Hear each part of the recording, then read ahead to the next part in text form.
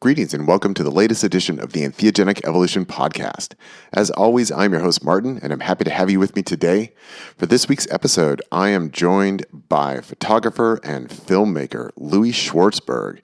He is the creative force behind a film that I'm sure you all know, Fantastic Fungi, and also the creator of Moving Art.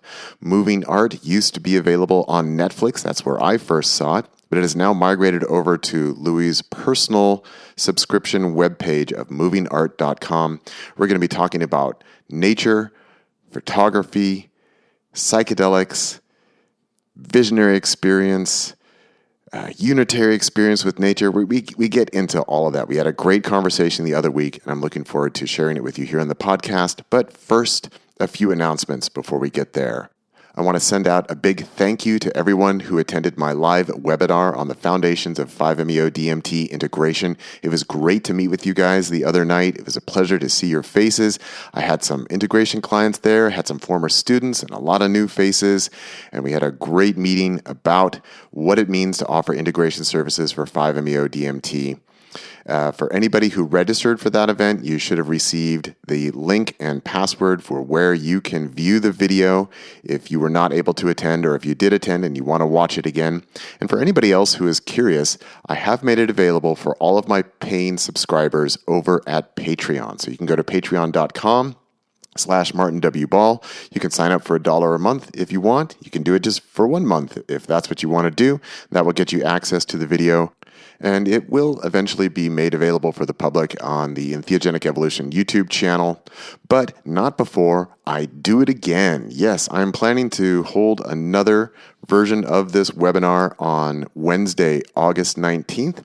And this is being done in support of my upcoming 5-MeO-DMT Integration Specialist training course with Mindscape Institute.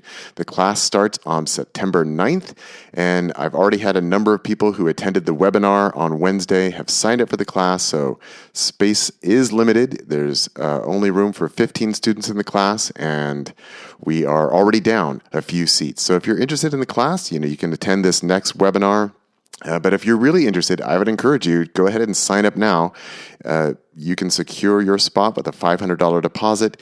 There is more information at my website, martinball.net/courses. You can learn all about it over there. If you just want to ask me some questions about it, shoot me an email at martinwball@gmail.com. Also in support of the class, I do have a short promo from one of my former students, Shyla, and that's going to come immediately before the interview with Louie. And thank you, Shyla, as well as my other students who provided testimonials for me in support of the class. And of course, as always, just to remind you, I am always available for 30, 60, or 90-minute calls to help you integrate your entheogenic experience from a non-dual and energetic perspective. While I specialize in 5-MeO-DMT, I am not limited to that and happy to speak to you about any entheogenic or psychedelic experience. Or if you just want to talk about non-duality, you want to talk about the somatic energetics of the non-dual experience and relationship with the human ego, you want to talk about the nature of perception and reality, that's cool too. More than happy to talk to you about whatever topic you want to discuss. But book a call. You can stop by at martinball.net/integration. And that'll get you more information on that. Okay, I think that's it for announcements for this week. Once again, my guest this week is Louie Schwartzberg, the director and creator behind Fantastic Fungi and Moving Art. If you would like to subscribe, you can go to movingart.com. Louie currently has a discount for the first month of access to all the films and videos for $1. If you like this kind of documentary work that looks at nature from a very beautiful perspective, I encourage you to support Louie and his work. And I hope that you enjoy this conversation that we had. I think you'll find it quite interesting. I really enjoyed speaking with him as being a photographer and nature enthusiast myself. It's just a pleasure to have this conversation with him. So it's coming up just after this student testimonial by Shyla. Please enjoy and be back next week, as always, with more for you here on the Entheogenic Evolution Podcast. A warm and hello to the beautiful collective. This message is for Dr. Martin Ball and for all of those who are thinking about taking his 5-MeO-DMT integration specialist course. My name is Shyla Brooklier. I'm the founder of Dragonfly Temple, a nonprofit faith-based church. Our sacrament is Bufo, so 5-MeO-DMT. And I just wanted to share a little bit about my experience in Dr. Martin Ball's class. It was absolutely amazing. I got so much out of this class. Not only did we get to have intimate discussions and time with Dr. Martin Ball, who's so knowledgeable.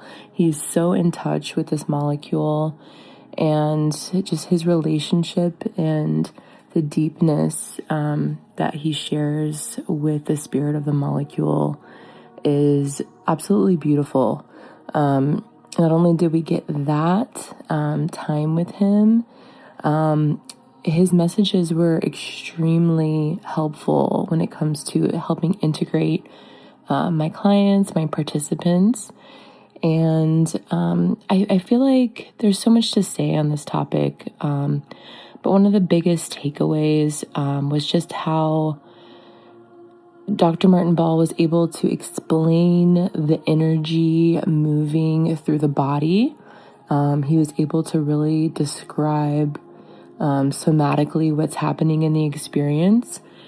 And it was really helpful because now I feel like I have a better grip on, understanding what is happening on the level of the body when it comes to the participant and when they're under the medicine.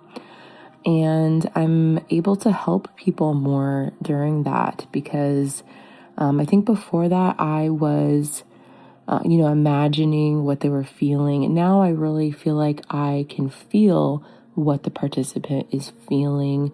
I might not know all of the details of each moment, and that's okay. The main thing was, understanding things like, open body posture and that helping the energy move more throughout the body when it comes to the client, and just different body positions that I can, tell people and kind of guide them through the experience. And I also had an amazing kind of breakthrough with integrating my personal journeys and understanding, the purging that was going on. And, when it comes to either purging from the solar plexus or just purging in different ways, the shaking, the crying, the somatic release, it was really, really detailed and thorough. He really helped me understand that everyone's situation is so unique and everyone's life circumstance is so unique, and not to assume anything about the client. And it really helped me, put into perspective that, everyone is extremely powerful. People are so different. People are, so complex as well. And it really helped me to be more sensitive, more compassionate when it comes to my clients and helping them integrate their experience and helping them make lasting changes in their lives. And I'm super thankful for the time that I had with him and in his class. We had some really deep discussions that really opened my eyes and opened my knowledge and allowed me to feel more confident when it comes to, helping people figure out what it is that they need. So I'm forever grateful to Dr. Martin Ball. And, he really cares. He really, really has a huge heart. And he really cares about his clients, and he really wants people to feel grounded as possible and to feel safe. And, he definitely left a mark on me and the way that I handle integrating my clients. And I'm super, super grateful for that. So I really highly recommend this course to anybody who's thinking about it, who would like to deepen their knowledge, who would like to feel more confident. And yeah, I would take that class over and over again if I had the chance. So thank you so much, Dr. Martin Ball. Well, I'm very excited to be joined today by filmmaker, artist, consciousness expander, Louie Schwartzberg. And Louie is the filmmaker who has his website Moving Art, which formerly was available on Netflix, but now is on his private streaming platform. Also is the filmmaker behind the film Fantastic Fungi, which I'm sure many of my audience are very familiar with. And as Louie and I were just having a brief conversation before we hit record, and as I pointed out that when I got the email from his representative that I immediately jumped on it because, yes, I love nature, I love art, I love music, I love all the things that Louie is working on, and he also is the director from Fantastic Fungi, which is the entryway with my own audience here on the Entheogenic Evolution. So, Louie, welcome to the show. It's great to be here with you, Martin. Yeah, well, I'm kind of looking forward to, in a sense, sort of nerding out with you a little bit on even some of the technical aspects of like filming and editing and all of that. I dabble in those areas, but you're the professional. But let's start with your background. How did you get into filmmaking, photography, and just this really beautiful style of a lot of like time-lapse photography that I know that you do, creating films from that? I mean, I've really enjoyed your work. I'm not a member over at Moving Art, but as I mentioned, like I watched a lot of your stuff on Netflix. Often when I was waiting for my wife to join me in the evening, I'd put on some Moving Art, and then I'd do my nightly exercises out in the living room as I was watching this. And I love watching nature documentaries, and I like the idea that these are not narrative driven. You know, this is visually driven, and also with the music creating an atmosphere, creating a sense of just the beauty of the natural world, and it gets me excited. I love it. Wow. Yeah, thank you. I love the fact that people can experiment with the program. You know, these are half hours of, let's say, you know, nature and music, but again, no narration. And, you know, the comments I've had from people range everything from parents with children with autism to teenagers that are suicidal to people with stress and anxiety, people that are just want to, you know, be on the journey. Yeah. Whether they're in the ketamine clinic or at home with some kind of underground guide, but also, you know, people dealing with cancer and dealing with severe diagnoses, end of life. I love the spectrum of it. I love the fact that you like to work out and stretch maybe and watch the video. Somebody else may just want to, you know, put on their headphones and lay down and be quiet. I love the fact that everybody can use it in a way that fits their need or their lifestyle. So I just wanted to kind of comment on that because I appreciate hearing how people use it in so many different ways. Yeah. That's really cool. Yeah. To answer your question, like how I got started. Yeah. So I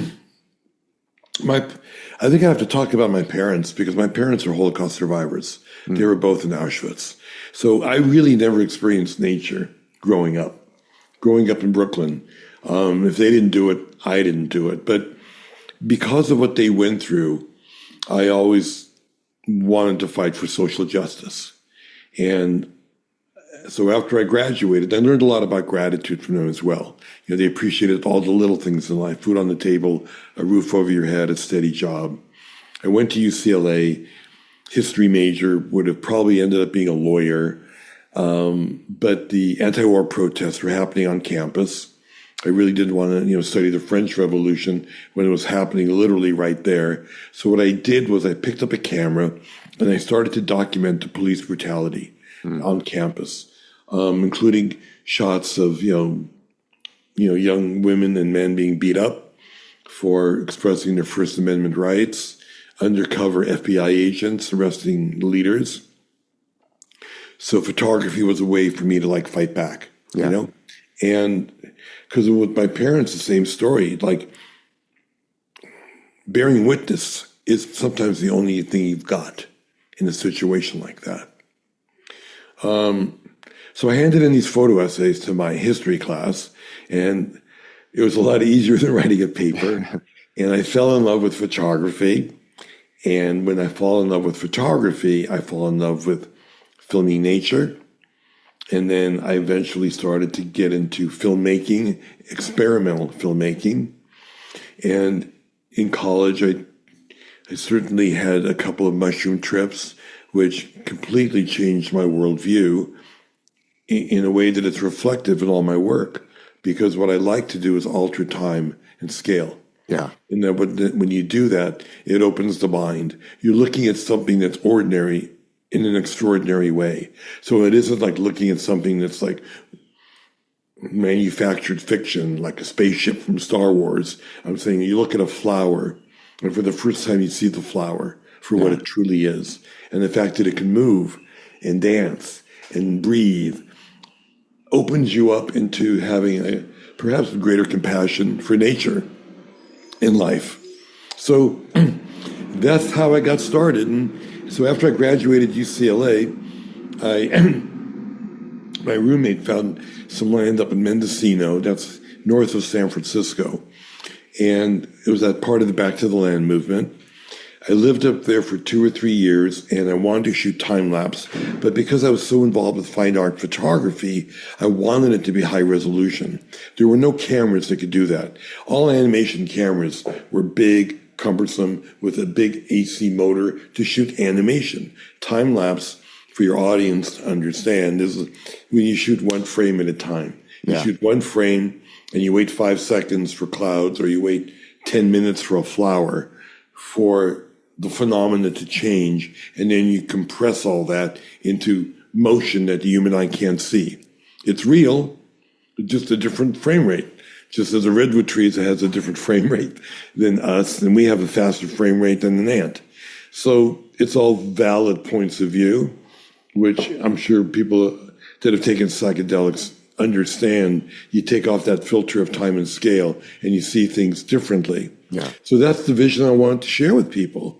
And so I invented, by kludging together old, movie cameras built in the 30s with still cameras. A friend of mine built electric guitars for the Grateful Dead. He created a motor that ran on flashlight batteries, not AC power, that I could shoot one frame at a time. So I wanted to take the camera, animation camera, indoors, outdoors, and shoot sunrises, sunsets, and clouds. And nobody had ever done that before. In fact, like 25 years later, somebody built a battery-powered stop-motion motor and got the Academy Award for technical achievement for doing that. But for me, it was just like as a tool to express my artistic vision of looking at things in a different way. Then that brought me back, I guess, to LA, because I worked on The Secret Life of Plants back in 1977. They found out that there was this crazy guy living up in Elk, me, shooting flowers. And that was a Hollywood film. Stevie Wonder did the score for it. Paramount distributed it. First chance I ever had to work on a big movie ever. And but part of it, they had some scenes they wanted to have shot in India. I had never left. They offered me to go to India, to go to Calcutta, just right after the floods in Bangladesh. I have never left the country in my entire life. I never could afford to fly in an airplane. I had no money. It's one of the reasons why I shoot time-lapse. It takes me, when I was up in Northern California, it's $100 a minute for film and processing back then. Now, with inflation, you could triple that to be $300 a minute or $200 a minute in today's dollars. So shooting time-lapse was great because I didn't shoot much film. It takes a lot of time. So I had a lot of time and little money. Now I have more money and less time. It's interesting how that flip-flops. Yeah. But so they sent me to Calcutta. All I can say is going to Calcutta, 25 million population from a population of 200 living in Northern California was an eye-opener.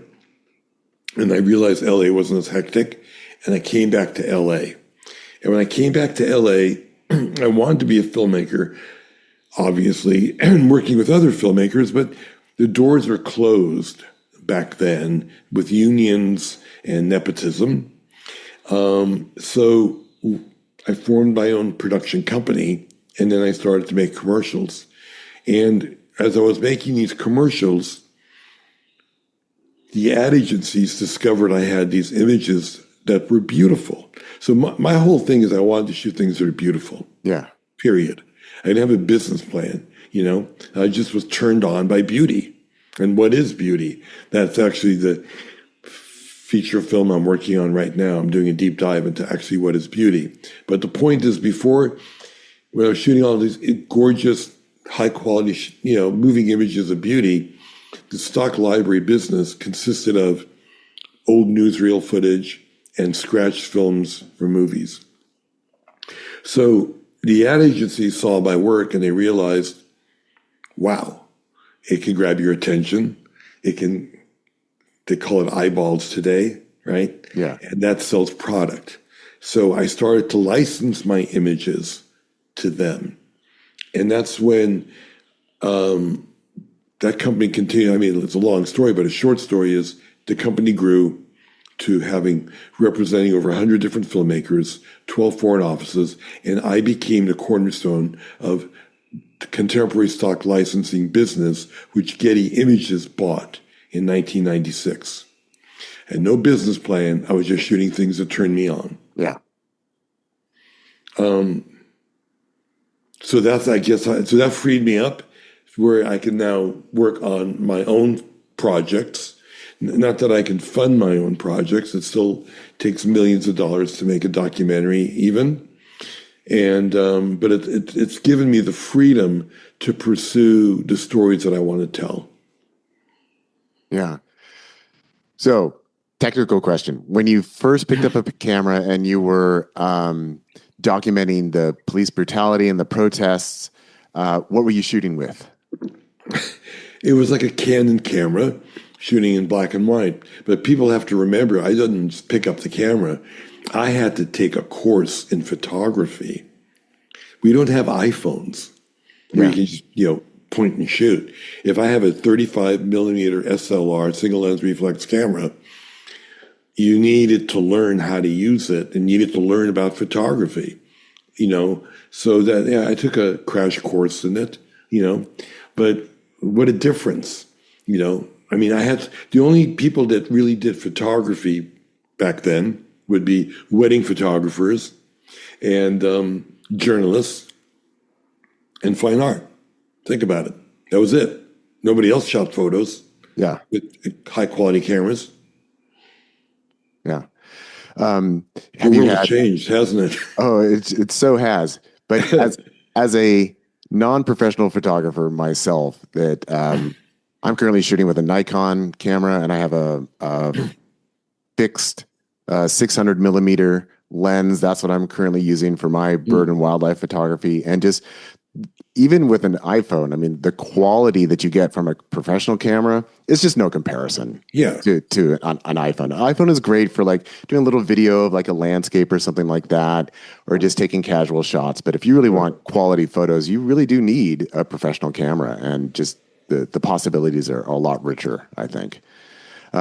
So have you stuck with like brand loyalty? Are you still shooting on a Canon, or what do you use these days? I'm kind of jumping ahead, but I'm agnostic to all of that. I still have all my Canon lenses. I just switched to a Lumix body. To me, it's really all the same because the tools have got so good in like Photoshop and software and color correction that you have so much latitude that it doesn't really matter. Okay. I mean, any body is a good body. What really matters is your eye.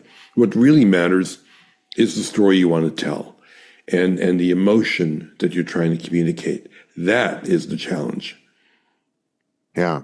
So then in that transition from shooting people to shooting details in nature and this focus on beauty, prior to that, did you experience yourself as having a creative or artistic eye, or was this sort of a something that was new that was blossoming within you, and that shift into nature? And again, as a photographer myself, I rarely photograph people that they're not very interesting for me. I love photographing nature, and like a big motivation for me is just that how beautiful the natural world is, and I enjoy being able to share that with other people through Right. pictures and photography.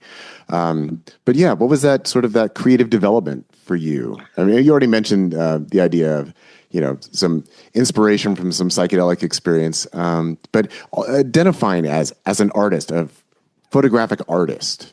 Yeah. Well, so at UCLA at the time, they just opened up the film department. They had really nobody that understood anything about technique. So I took fine art photography courses, and that really opened me up because there you were allowed to experiment and do all kinds of crazy things in photography.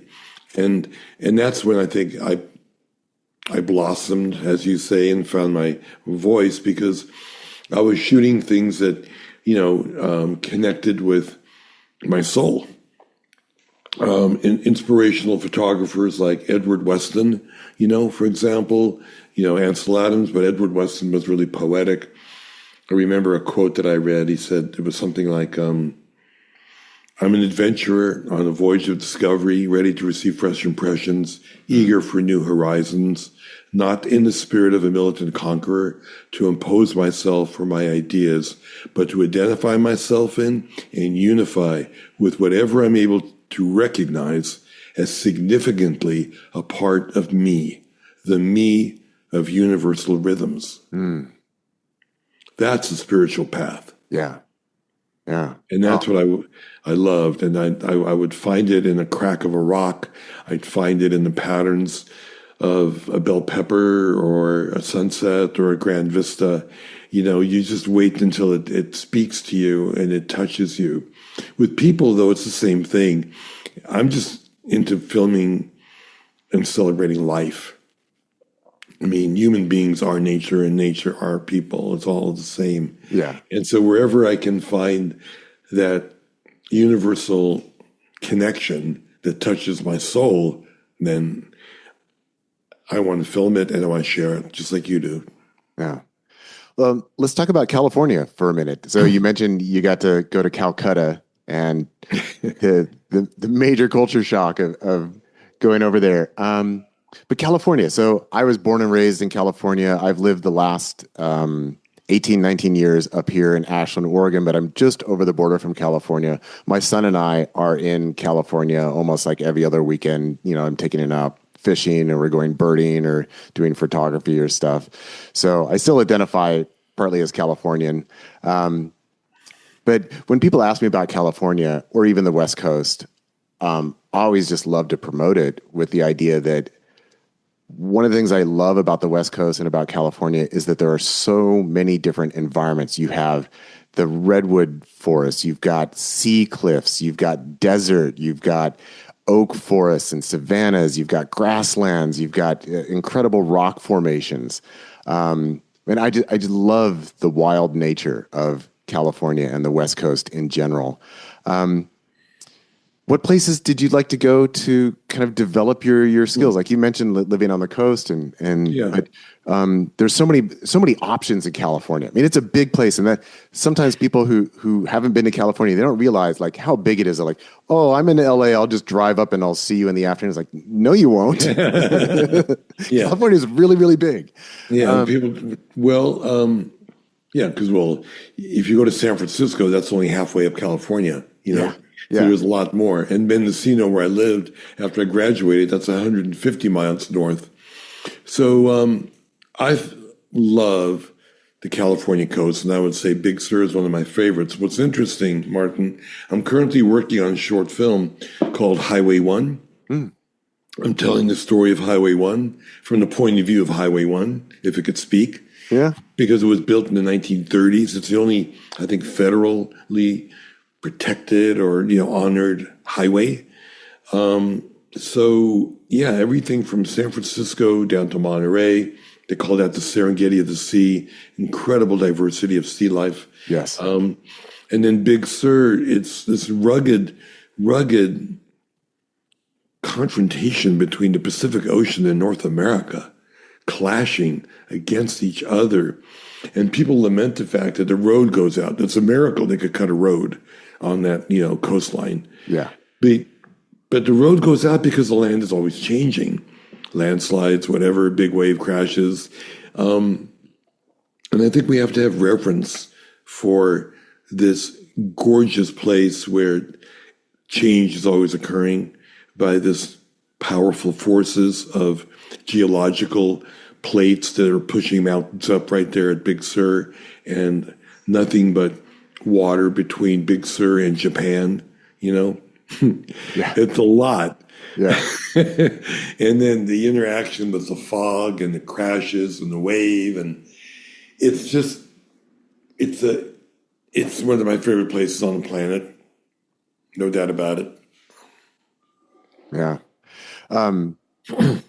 Just speaking of Highway 1, we had a news report the other week that, the Yurok tribe in Northern California, just off of Highway 1, they have introduced condors into the redwoods up there and are raising them on tribal lands. And we had a condor fly through the Rogue Valley here in Ashland the other week. And apparently it was at the same day that my son and I were out fishing at the lake, and I was doing bird photography, but I didn't see it. But that was really neat to know that the condor, for the first time in 122 years, condor had flown from California into Oregon, and then it went out to the coast and then went back down. And I love Big Sur. I also really love the Oregon coast here in southern Oregon. It's very similar to Big Sur, not quite as big as Big Sur, but we also got a lot of the big redwood trees and just the old growth forests, and lots of little rocks and little islands just off the coast. So it's just very rugged. It reminds me a lot of Big Sur, but again, not quite as big. You're not quite far up and looking down wow, the ocean's 3,000 feet down there. If I go over this cliff, I'm definitely dead.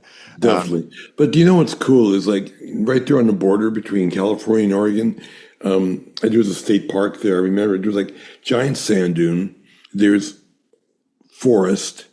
There's ocean. Yeah. There's cliffs.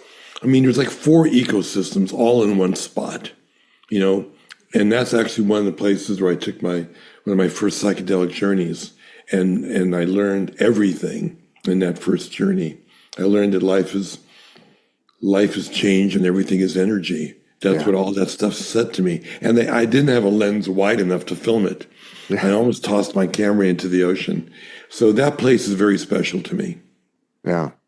Going back to technical details, I'm really curious with time-lapse photography. So one of the big things with photography, of course, is lighting.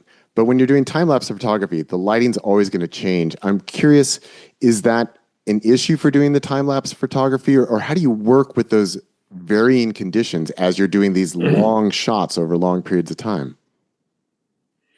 Well, look, if the light is changing, that's part of the drama that becomes imbued in a shot. If storm clouds start to move in, it's good that everything gets dark, and I like the fact that it changes, You just have to kind of go with the flow.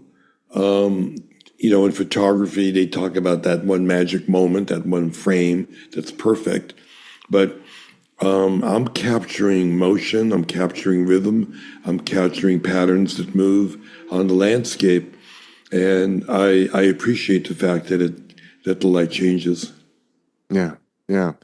And it allows you to see those elements that you were just mentioning of the energy of the natural world and how it's always in flux and always in motion. And so as we get those shadows, the light, it kind of highlights all of that. And I like the way that you frame it as kind of being inspired by those psychedelic experiences of how to pay attention to details that maybe would be overlooked, and really discovering the richness and the beauty that's there as we really focus in on, something small. Mm-hmm. Or something that normally we would just walk past in the forest and watch this mushroom grow, amazing.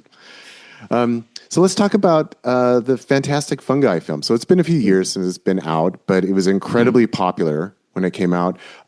How did that project first germinate? It germinated a long time ago, actually. It was initially released in 2019. Then we did a kind of revival tour, I think in 2024, 25, because of the popularity of the film. Over 40 million people saw it on Netflix alone. Yeah. So we know it changed a lot of lives.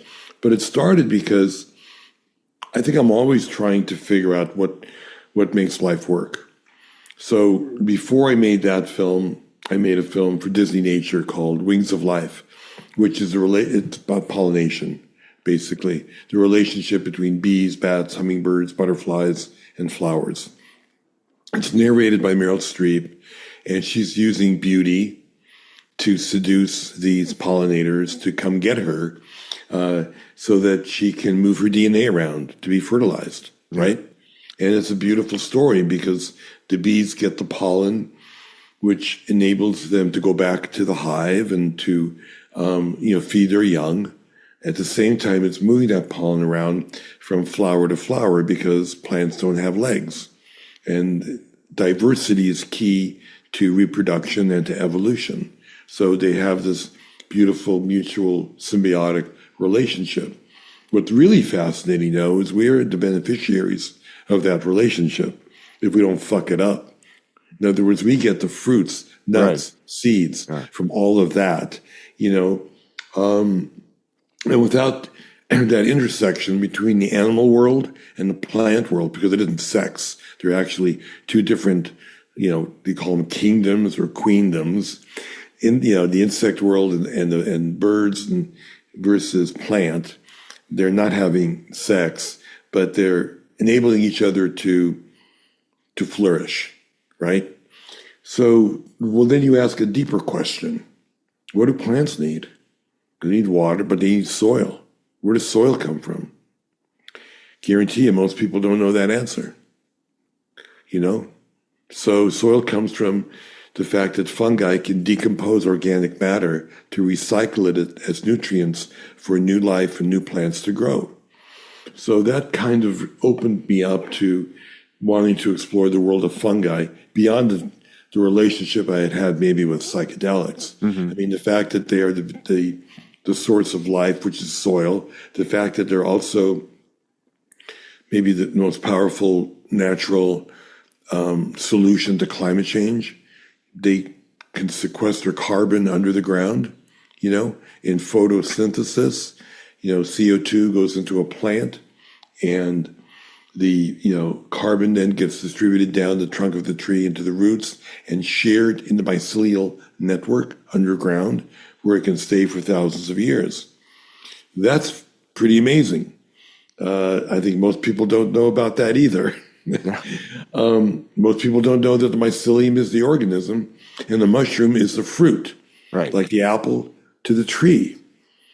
It's incredible how we don't know the most basic stuff, because I guess our culture doesn't really emphasize it. We're no longer hunters and gatherers. We buy everything at a grocery store that's shrink wrapped in plastic, and you go, "Oh, that's an apple." But telling those stories for me is really important. Let's say just from an environmental point of view, but beyond that, from a spiritual point of view. This is life. This is how life works. Yeah. And how life works, I would say, is, it's nature's way of sharing its intelligence, or you might even say it's a godlike point of view of what is life. I mean, if you ask what is life, that's like saying, what is God? Yeah, I would agree that probably the answer to that is this one and the same. Yeah.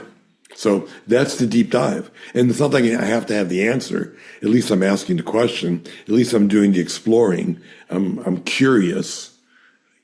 I have a sense of wonder to want to understand it. And so that's what enabled me to do Fantastic Fungi. And then, of course, it gets into, there was three big parts to it. One, fungi can heal the planet. It can heal your body. And it can shift your consciousness. Yeah, very important elements, bringing all of those in. I wonder, was there ever a discussion of, well, we want it to be more mainstream, so we don't want to include the bit about psychedelic mushrooms. We just want to focus on like reishi mushrooms and then environmental applications, things like that.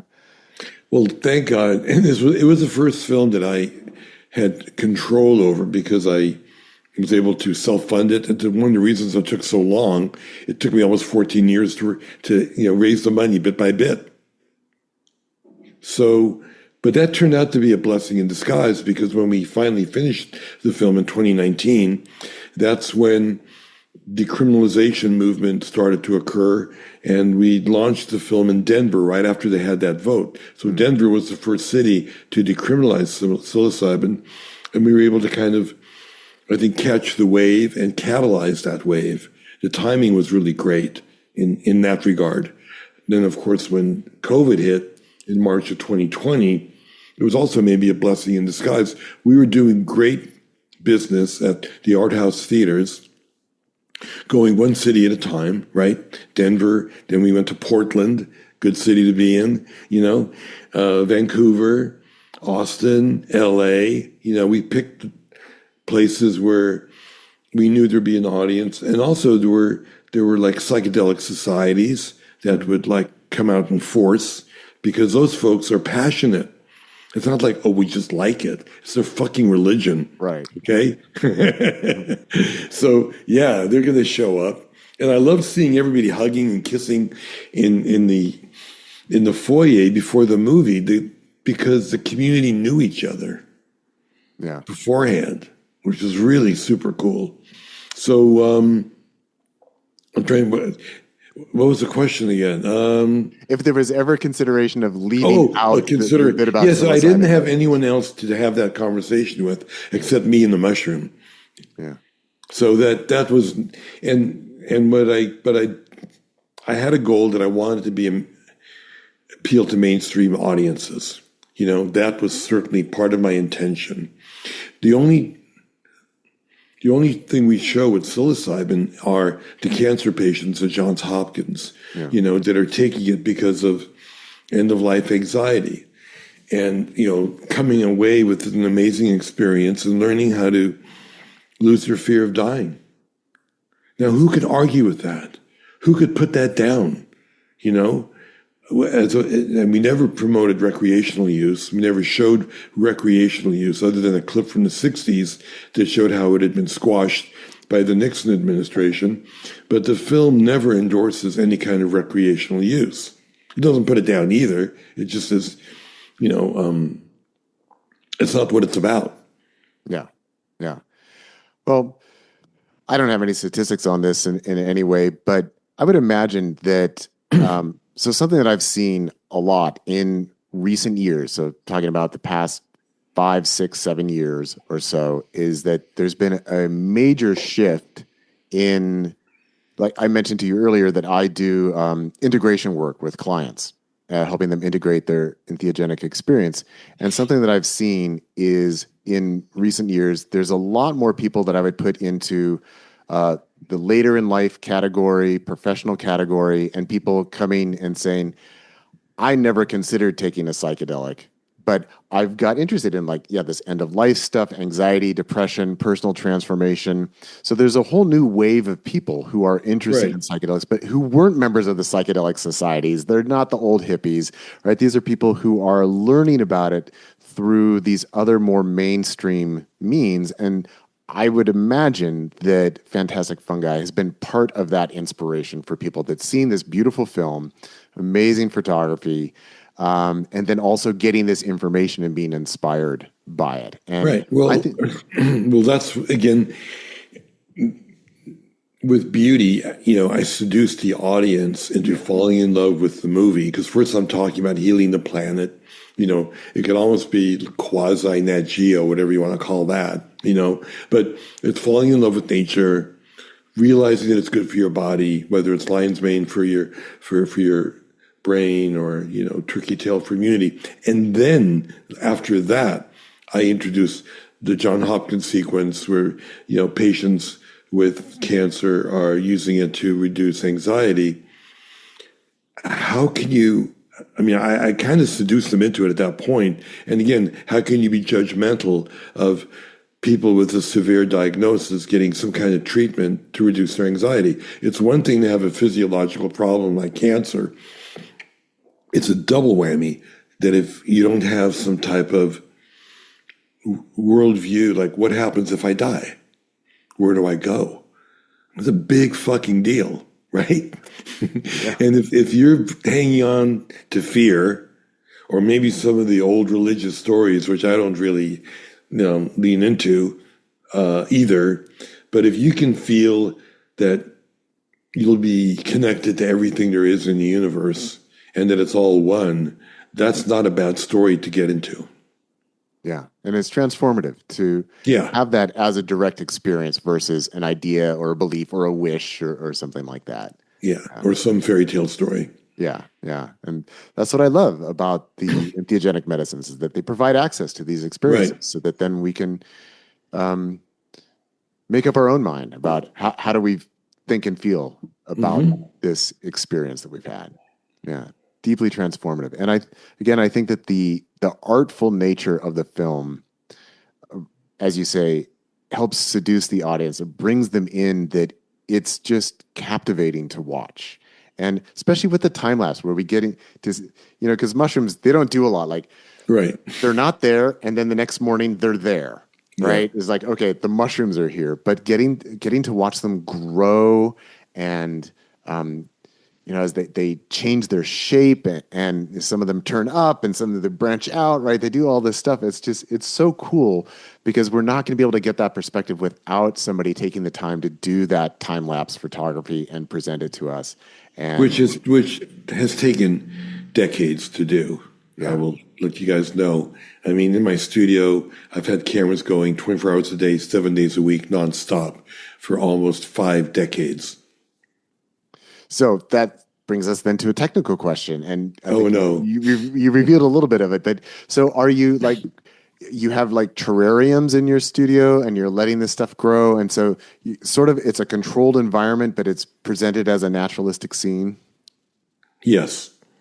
Yes. Okay. Well, that was an easy answer.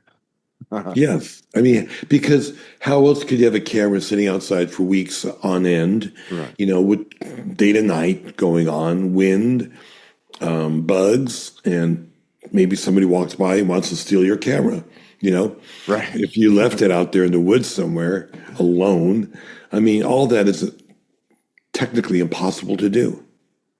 Yeah. Okay. So then in pulling together the footage for the film then, so basically it sounds like you were pulling from your own archive of like, this is material that I've already got but with the idea that you were eventually going to make this film, it sounds like. Yeah, yes, but okay. I shoot if something is beautiful, I'll shoot it.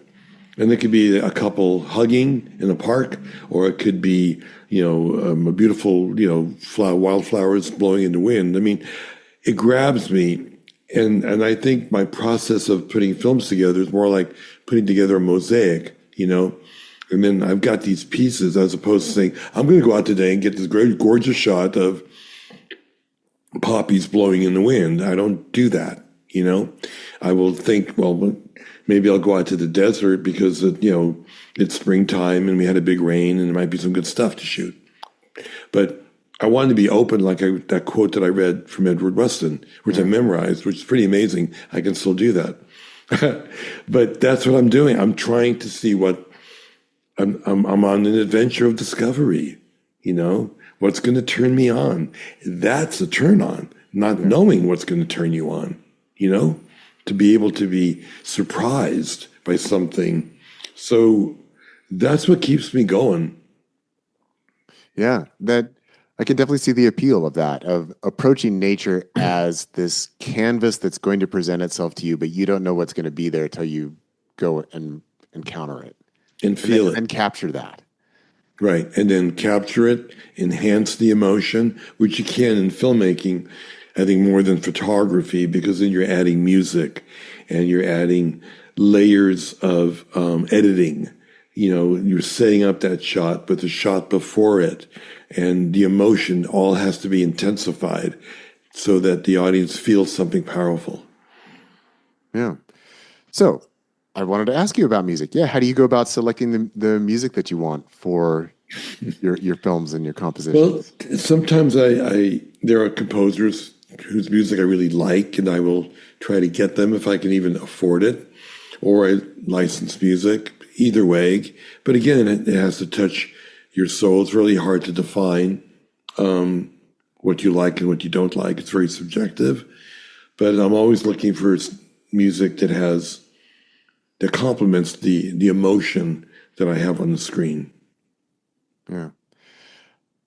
And how do you determine that emotion? Is it the visuals? Is it the place? Is it the feeling that it gave you when you were filming? Or Yeah, I that, mean, that- I remember the feeling yeah, that I felt when I shot it. When I see the visual, it brings me back to that feeling, and then I want to be able to amplify the feeling by taking it in that direction that initially turned me on.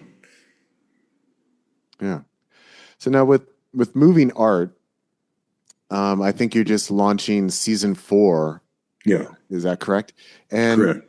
so I've got your webpage up here, and there's a lot there, right? You've got a lot of episodes. We've got the moving art and wonder and awe. I think that those are two words that I think really capture your work really well. That using art to engender these experiences of wonder and awe, which is, I think, psychologically, emotionally, that's one of the best things humans can experience is more wonder and awe and less depression and anxiety and fear and all of that. And I mean, I'm just scrolling through the images on here, and it immediately gives that for me. It's just like, oh, look at that picture. Oh, look at the lighting on that. And like, oh, look at those colors. Like, oh, it's so beautiful that it excites me. But so in creating these 4 seasons, did you start with a plan? You're like, I want to start here and move here. But how are you choosing locations? How are you constructing your seasons? How many films do you decide to put out? I'm just curious about Yeah. all of this. Well, I want to go to places I've never been. So that's a sense of discovery Yeah. as well. And as travelers, we all know that as well, you know? But then I'm really looking to capture what is the spirit of that place? What is the essence of that place? Or in the landscape and in the animals that are there, because they kind of reflect each other. And so do the people. Yeah. You know, they all are in this kind of symbiotic relationship. And then I try to tell a story because there is no narration in these. I think we need a new story in this era that we're living in, that it's not about conflict and it's not about kill or be killed. Even nature docs are in that old-fashioned story of survival of the fittest. It's true to a certain degree in the top of the food chain. I'm not saying it doesn't exist, but that's a fraction of the way life operates on our planet. If you look at the foundation of life, as I've done like with the fungi and with pollinators, there are billions of interactions happening every second as we speak. Symbiotic relationships that talk about regeneration, renewal, rebirth, connection, relationship, cooperation, right? All of that is happening, and instead we get this narrative all the time of kill or be killed, which even Darwin really didn't propose. He was a botanist. Think about that. A fraction of what he wrote about was that, but most of what he did was a botanist. And what's all that about? Symbiotic relationships and mutualism, correct? So when I get to a place like that, I'm trying to figure out, how does life work? And what are those symbiotic relationships? And what I discover is that beauty has a lot to do with all of it. That, it's a seductive tool that manipulates behavior or induces behavior. And if we didn't have that code that makes life go around, there'd be no life. And so I'm fascinated, like you're into birds, right? I mean, why does the male have maybe some colorful plumage that he needs to flash in order to find a mate? Yeah. It's like, who created that idea? That you have to have this energy of wavelengths of color that hits a sensory receptor on the female side that makes her want to mate with that bird. It's pretty fascinating, right? And that's just sexual reproduction. Yeah. There's other connections that are occurring that aren't sexual either, like the fact that the mycelial network will share nutrients not only with its kin, but with other trees because it wants the community to survive and flourish. So ecosystems survive not by being greedy, but by having a shared network. That's what you discover. And if you're really an open-minded scientist, biologist, you understand all of that, this incredible, complex, symbiotic ecosystem in front of you.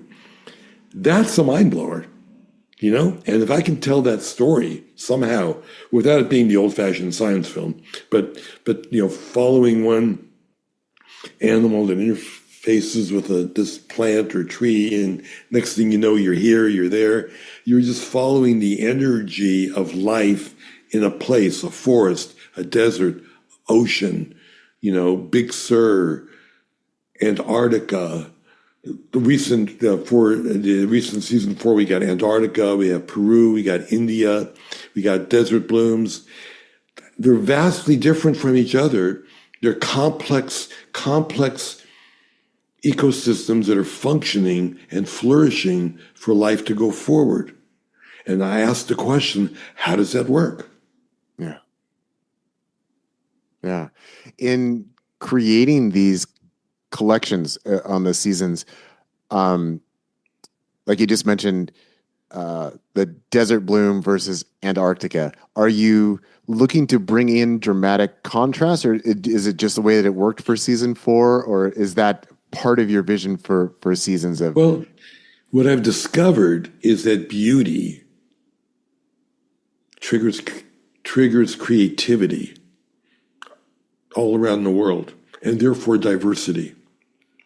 So, for example, the fashion, the food, music of every continent or country you go to is different, yet beautiful. And I think we're unfortunately kind of stuck in an old-fashioned hijacked idea about beauty being one kind of thing, this like decoration, or there's one kind of music. American pop music is the thing. It homogenizes all the cultural differences that should exist everywhere, and that it's all beautiful. So that's what I think I'm trying to share in the contrast. I mean, Antarctica, pure white, quiet, still, but similarities and differences to the desert. The desert also has this feeling of the infinite, and that, life is more sparse, but those life forms and plants that have learned to survive in that environment are extraordinary. And their stories are amazing and mind-blowing. So they're totally different, but the same. Yeah. But Antarctica, is that the hardest place you've ever filmed? I'd say it's one of the most challenging for sure. Yeah. Not just because of the weather. I'll share the fact that they limit, tourism and explorers and all of that. Like you have to, disinfect your boots and everything before you step on the glacier. They're worried about any microbe that could affect the penguins and et cetera. You have to be squeaky clean. It's a lot of layers of clothing, and it's difficult to get your equipment off and on. But there's a lot of rules you have to abide by because it's protected and they respect it. But it's not like we can just land in a helicopter and do whatever the fuck we want to do. Yeah. There's a lot of restrictions, and it's cold. Yeah. And then how about with desert? So that's kind of the opposite extreme. What's the harshest desert you've been in, and what have those Oh, conditions been like for filming? there- I mean, Death Valley is certainly tough. I think the harshest is when there's like a windstorm, and that's happened in multiple deserts. Yeah. Burning Man being a good example of that. I filmed 3D in Burning Man, and a windstorm comes out of nowhere. And not only are you having to protect yourself and your eyes, but the camera equipment becomes this other major baby that you need to take care of. So, when I'm filming, a lot of people go, oh, you're so lucky. You get to go all over the world. You've gone all over the world and shot all these places. It's fucking tough. It is tough. And you're always not getting everything you want. And I'm a bit of a perfectionist. So then I'm always at the end of the day frustrated that I could have done a better job. I missed this, or I could have done that. And I was in the wrong place at the wrong time. It's hard not to analyze what your day was like in order to be better the next day. I don't beat myself up, but I'm aware of how I could have done a better job. But the joy comes from when you finally finish the film and you're sharing it with the audience. That's the joy, because otherwise it's logistics. It's like food and shelter. If I have somebody with me, a crew, I got to keep them happy. They're unhappy. The long days, hard work, not great food, not a great place to sleep. Yeah. And on average, how long would you say it is between scouting the location, doing the filming, editing, getting the final product, and then being able to share it with people? How long is that process, like per film? Well, like with Fungi, financing, was the difficulty, because I had decided on that particular film I wasn't going to get disappointed with films not being released the way they said they would release them. There's always executive shuffle. That's a whole other story. I'm sure you've heard filmmakers cry about all that stuff. Yeah. So I didn't want to go through that again. But typically, if I'm doing a movie art episode, if I'm doing nothing but that, if I shoot, it could be a 1 week or 2 week shoot. And if I have a couple of months in editorial, I can finish it. But films like Wings of Life and the finishing of Fantastic Fungi, it's about a 2-year journey. Yeah. It's a lot of work. What prompted the move off of Netflix and then onto your own private streaming platform of movingart.com? I licensed my work to Netflix. If you sell it to them, they own it. So the problem there is it's sometimes a really lowball number. I hope I don't get in trouble for saying that. But then they control it, and you've lost everything. Like if I want to do an educational screening in Ashland, not only I'd have to ask permission, and what usually happens, because it's happened with Wings of Life, nobody replies because it's not important. You know what I mean? It's off the radar. So I wanted to be able to do whatever I wanted to do with the film. And so Moving Art was on for 5 or 6 seasons, and then the license expired. And so I really had almost like no choice but to create my own streaming platform. I mean, there was a lot of, comments from viewers saying, oh no, I can't put my kid to sleep without it. Yeah. Stuff like that. Desperate comments like, I need it now. So the other reason for creating it as well is that I wanted to have a home for conscious creators other than myself, to be able to have films that tell stories that celebrate life, that are not based on fear. I'll tell you that 95% of quote unquote entertainment is fear-based. Yeah. So yeah, well, it builds tension, builds drama. Right. Because it's the easiest way to get your attention. Right. Is to press that primal fear button. And I want to have a platform where I can actually say to an audience, no fear, no conflict, no exploitation, you know, but stories that basically celebrate life. Now, that doesn't mean it's Pollyanna. It just means it's a different story. And to be honest, I think it's a story we all need, because what the fear button not only is an entertainment, it's a news, and politicians have used it now in social media to an extent that we've never had before in the history of people on this planet. Yeah. So I love it's that. Overwhelming. Yeah. And here we have, like, right at the top of the website. So I've got it up right now. Change your media, change your life. Just share with us about that message. I mean, you were already saying about that. Yeah. But, well, because if you're looking at the fear-based content from a physiological perspective, not psychological, the fact that you're pressing the fear button means it's going to, create adrenaline, because they want you to be on the edge of your seat. Otherwise, it's boring, Yeah. Well, if you have adrenaline, in the old days when you were a caveman, you'd have to fight or flight, right? And then it means that in 5 minutes, you'd have burned up that energy. You'd either got away or you got eaten.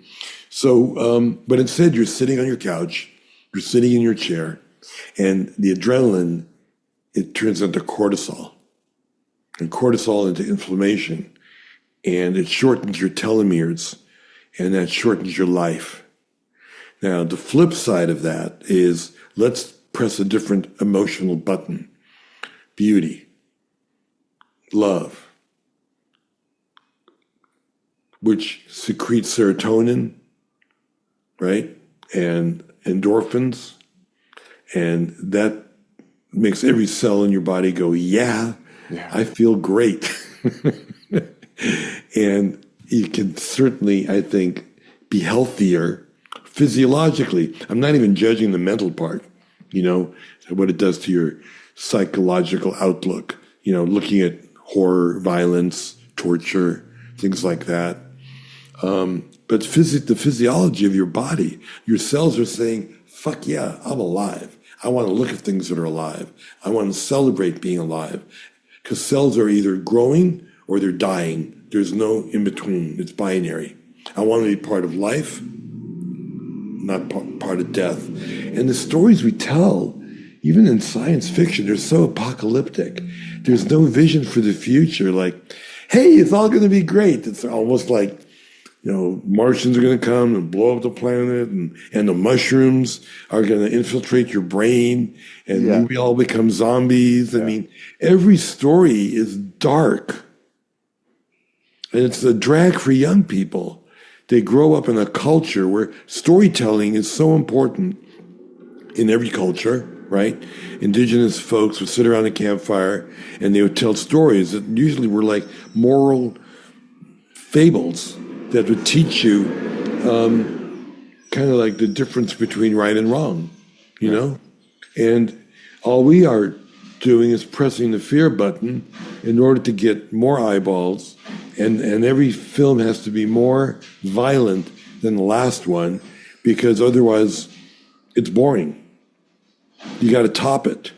So we exploded a building, let's explode the planet. How about let's explode the universe, It's got to be bigger, and the effects are all fake. So it doesn't really move you the way something real can move you by saying, look at this flower open and close, Yeah. Because it's something, I know that it's real, and I'm seeing it in a way I never saw it before. Yeah. It seems like such an uphill battle with countering the constant barrage of fear-based narratives and drama-based narratives just with beauty, with the natural world. I know you've probably received a lot of feedback from people who enjoy your work. What are some of the things that you hear from viewers? And well, I mean, what's very heartening is that they claim it heals them. When I never claimed that it's a healing modality.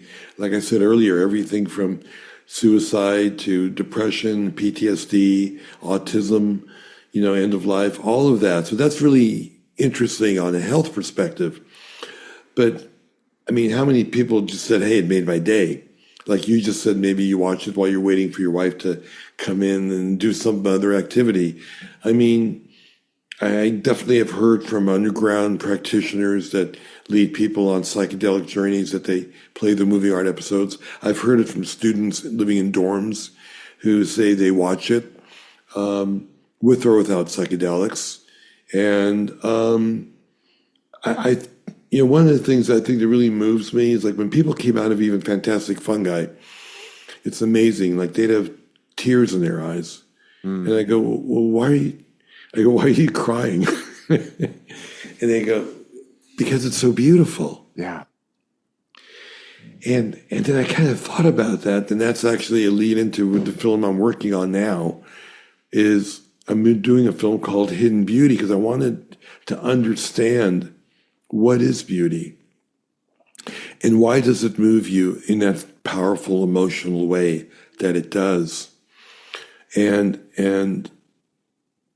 yes, it can be a healing modality, but also it can be a portal into the divine.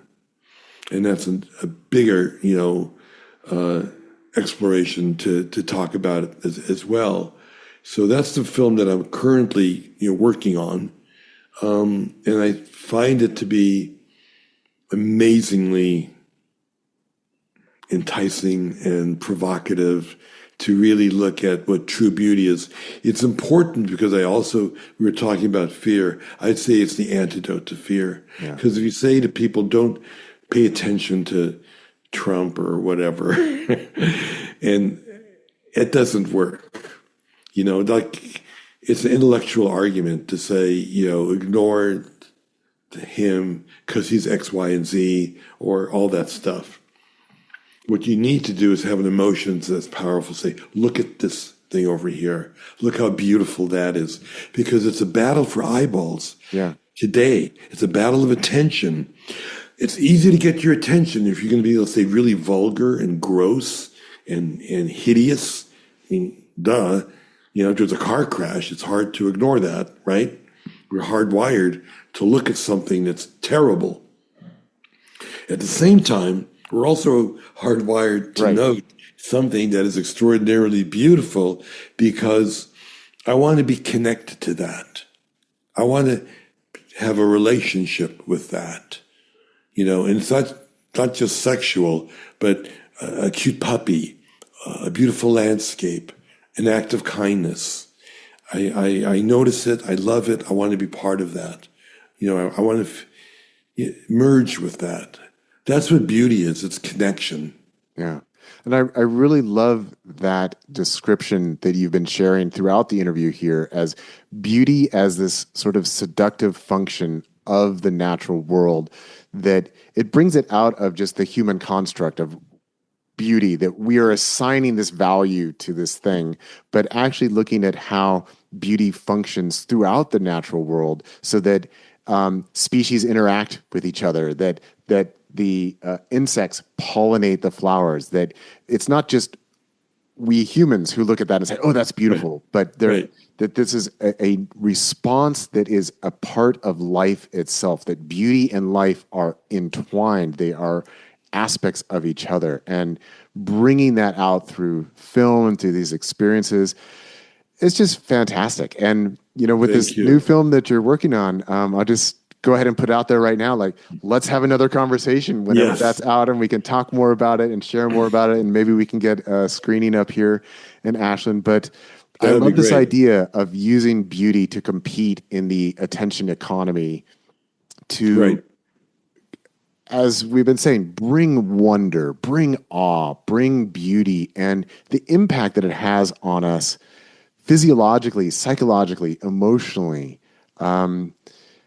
It's all about the beauty. Yeah. It's so powerful to be motivated by that. I'd say it's nature's operating instructions. It's the code of life. And if you look at it that way, then what a beautiful thing that we actually have a path we can follow, I mean,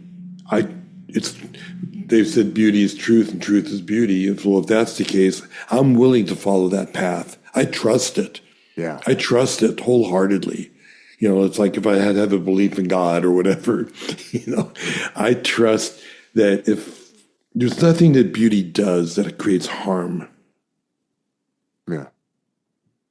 Yeah, that's a nice way of putting it.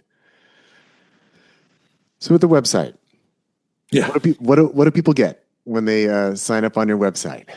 Well, I think it's like there's a free 14-day period, and they get access to hundreds of films, including the movie art series, from other filmmakers as well. There's the Wonder and Awe podcast series where I do deep dives with people talking about Wonder and Awe scientists and thought leaders, etc.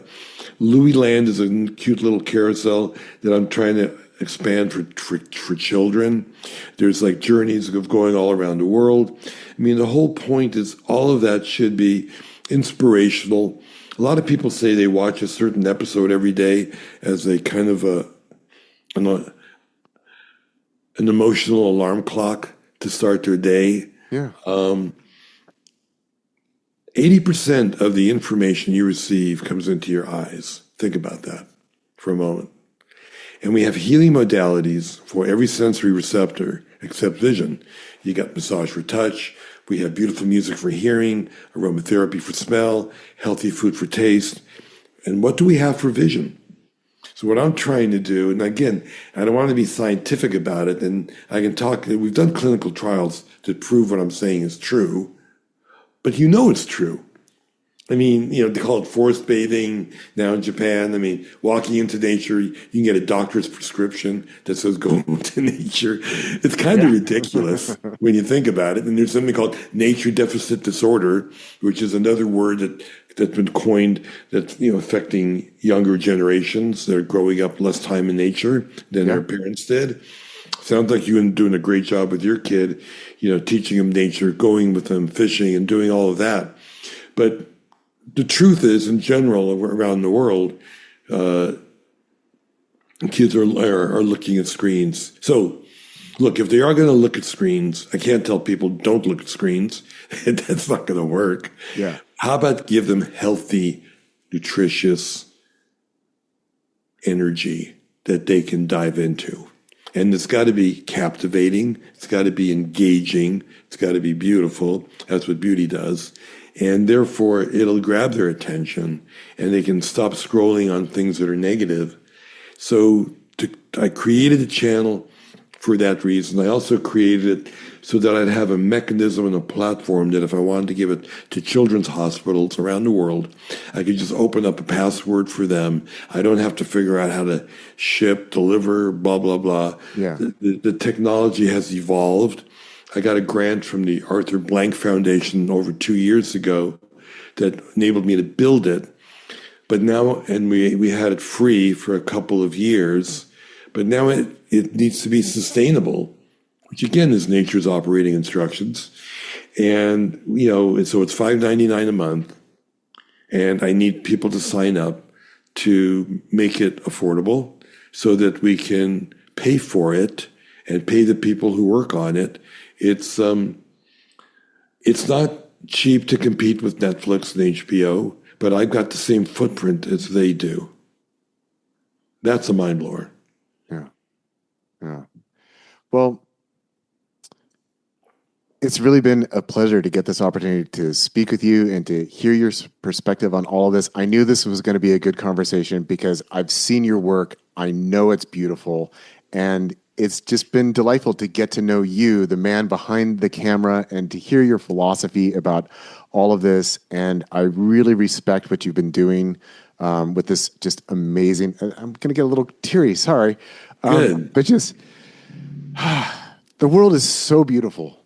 There's so much beauty out there. And just thank you for doing what you've been doing to capture it and to share it with other people, because I think there are so many people that are disconnected from beauty and awe and wonder and the power of this precious, beautiful, beautiful planet that we live on. And I get emotional when I think about what we've done to it, what we've done to ourselves, what we are continuing to do, and that we need this inspiration of beauty. we need this connection to life, to love, to beauty, to awe, to wonder, to God, as you say, that through this energy of life that is aesthetically exquisite.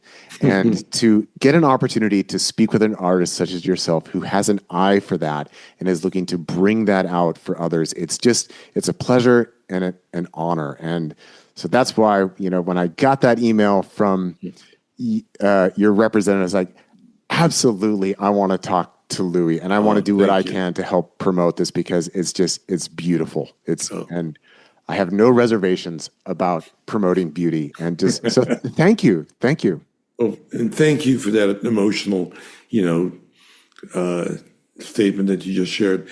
The other thing that's important too for the Movie Art Channel streaming platform is that, look, most people are never going to go to these sacred places, around the world, like Angkor Wat or Machu Picchu, Tahiti.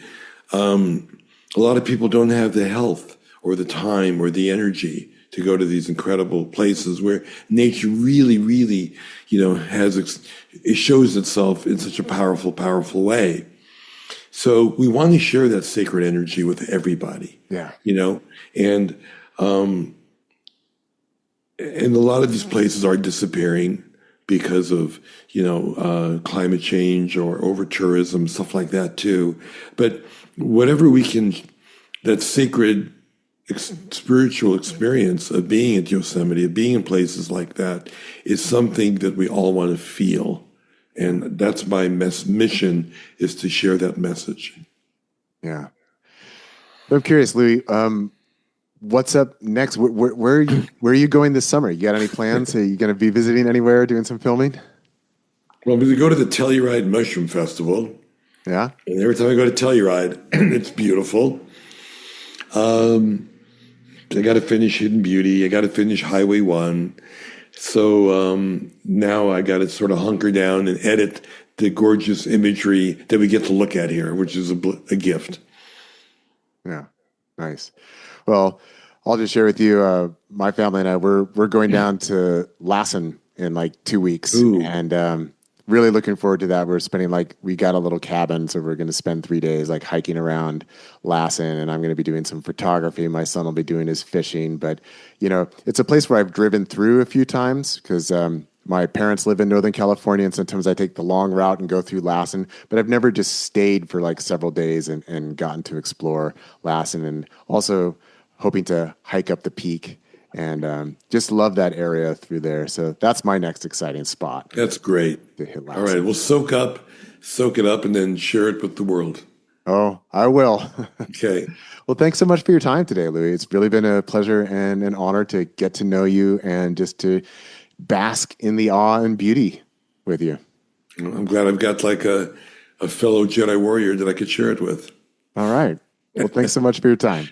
Okie doke.